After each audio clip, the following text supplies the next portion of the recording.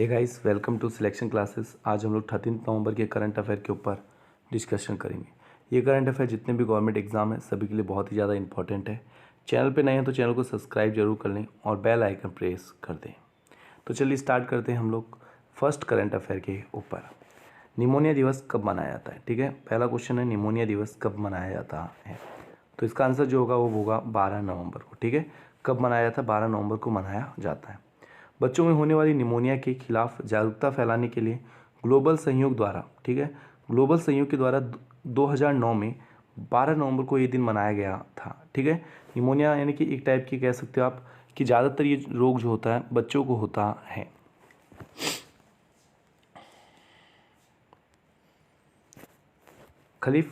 खलीफा बिन सलमान अल खलीफा का निधन हो गया है। ठीक है, खलीफा बिन सलमान अल खलीफा का निधन हो गया।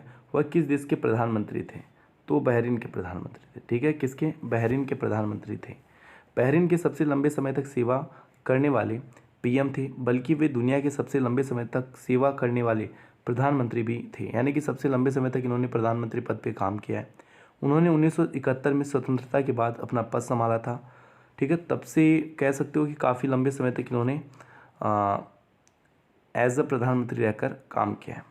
बहरीन के सुल्तान हैं अहमद बिन ईसा अल खलीफा और वहाँ की जो राजधानी है मनामा है और वहाँ की जो मुद्रा है दीनार है।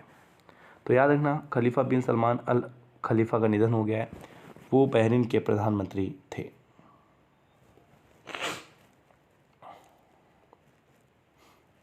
पब्लिक सर्विस ब्रॉडकास्टिंग डे यानी कि लोक सेवा प्रसारण दिवस कब मनाया जाता है?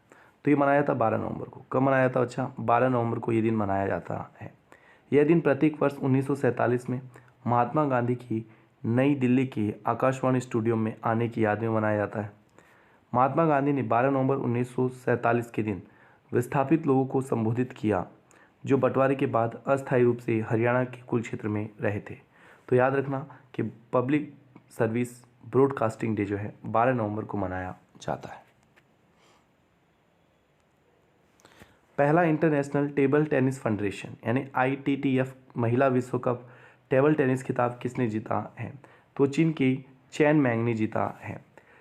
टेबल टेनिस में दुनिया की नंबर 1 खिलाड़ी चीन की चैंग मैंग ने अपनी हमवतन सुंग यंगसा को हराकर चीन की वहाई में आयोजित अपना पहला इंटरनेशनल टेबल टेनिस फेडरेशन यानी कि ITTF महिला विश्व कप टेबल टेनिस खिताब जीत लिया है। तो ये कहाँ पर हो रहा था? वहाई, चीन के वहाई में हो रहा था। कहाँ पर होता? चीन के वहाई में आयोजित किया गया था और इसे जीता किसने है? चीन की चैंग मैंग ने जीता है। किसको हराकर? सुंग यंगसा को हराकर। वर्ष 2020 IITF महिला विश्व कप पोषित 24वां संस्करण था। ठीक है, कौन सा एडिशन था ये? 24th एडिशन था। ITTF के अध्यक्ष है थॉमस विकार्ट। मुख्यालय लॉजेन स्विट्जरलैंड में है और इसकी स्थापना 1926 में की गई है।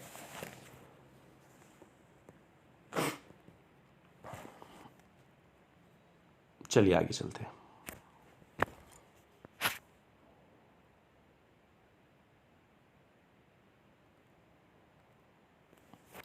उपराष्ट्रपति एम वेंकैया नायडू द्वारा साल 2019 के राष्ट्रीय जल पुरस्कार प्रदान किए गए। ठीक है, किसने दिए? वेंकैया नायडू जी, जो हमारे क्या है वाइस प्रेसिडेंट है। किस राज्य को सर्वश्रेष्ठ राज्य पुरस्कार मिला है? तो वो तमिलनाडु को मिला है। किसको मिला है? तमिलनाडु को मिला है राष्ट्रीय जल पुरस्कार में सर्वश्रेष्ठ राज्य पुरस्कार। यह इन पुरस्कारों का दूसरा एडिशन था। राज्यों की श्रेणी में तमिलनाडु को सर्वश्रेष्ठ राज्य पुरस्कार मिला और इसके बाद महाराष्ट्र और तीसरे नंबर पर रहा राजस्थान। जल शक्ति हमारे मंत्री हैं गजेंद्र सिंह शेखावत।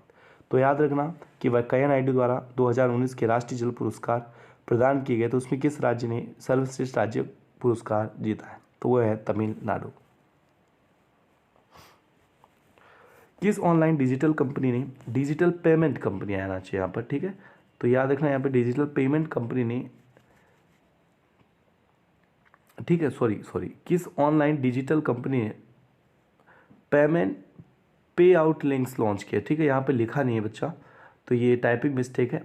पे आउट, ठीक है, कौन सी पे आउट लिंक लॉन्च किए? तो पेटीएम है।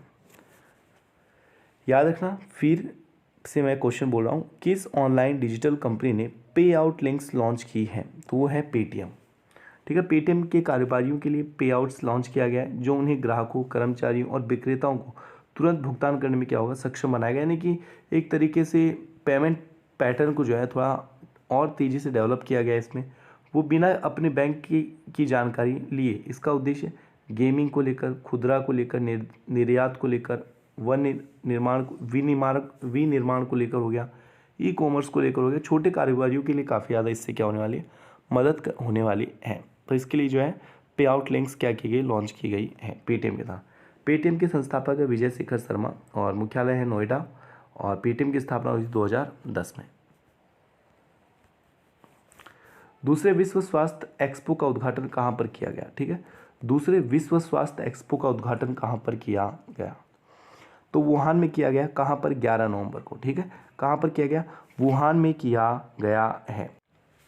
मध्य चीन के हुबई प्रांत की राजधानी वुहान में 11 नवंबर को दूसरे विश्व स्वास्थ्य एक्सपो का उद्घाटन किया गया।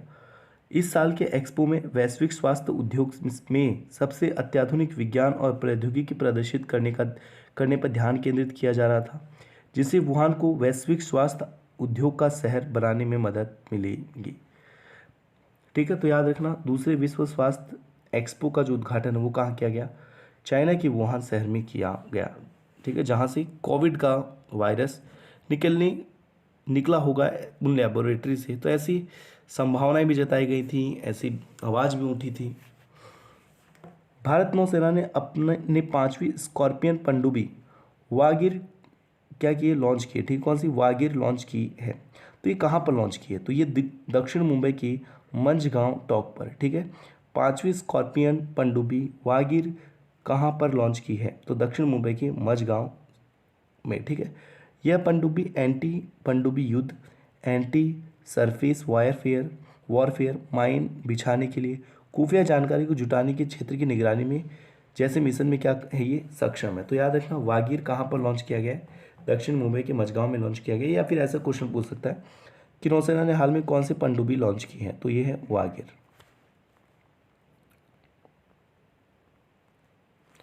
अमेरिका रक्षा सचिव क्रिस मिलर का नया चीफ ऑफ स्टाफ किसको चुना गया, ठीक है।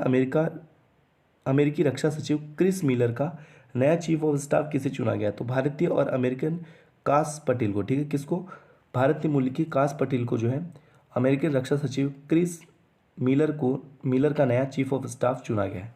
यह सुनिश्चित डोनाल्ड ट्रंप द्वारा रक्षा सचिव मार्क एस्पर को पद से हटाने के बाद क्रिस मिलर को कार्यवाहक सचिव के रूप में नियुक्त किए जाने के एक दिन के बाद नियुक्ति की गई है। किसकी, काश पटेल की। काश पटेल वर्तमान में राष्ट्रीय सुरक्षा परिषद के स्टाफ थे। वह मौजूदा chief of staff Jain Stewart की जगह लेंगे, जिन्होंने एक दिन पहले इस्तीफा दिया है, ठीक है।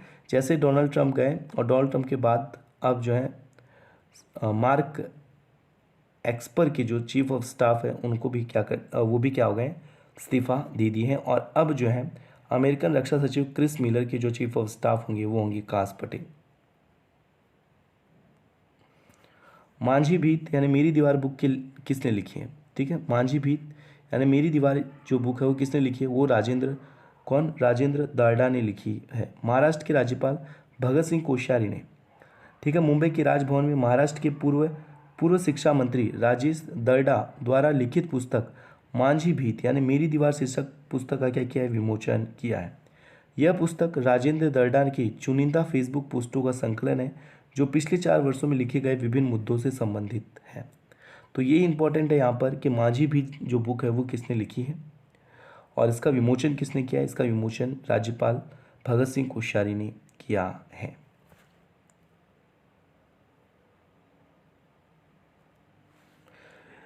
एक मोबाइल एप्लीकेशन है, ठीक है, उसे किस राज्य द्वारा लॉन्च किया गया, शिक्षा समाधान, ठीक है।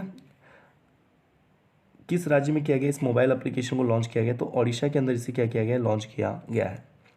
मुख्यमंत्री नवीन पटनायक ने किसान से संबंधित कार्यालयों का दौरा करने पर किसानों के द्वारा सामना की जाने वाली सिंचाई समस्या को दूर करने के लिए और द्विभाषी मोबाइल एप्लीकेशन शिक्षा समाधान का शुभारंभ किया है। यानी कि जो किसान के सामने चुनौतियाँ थी उनका अच्छे तरीके से सॉल्यूशन लाया जा सके, तो इसलिए द्विभाषी है, ठीक है। ओडिशा के अलावा अन्य भाषाओं में भी ऐप काम करेगा, तो वो ऐप को क्या किया है, डेवलप किया है और लॉन्च भी किया है। तो कौन सा, शिक्षा समाधान।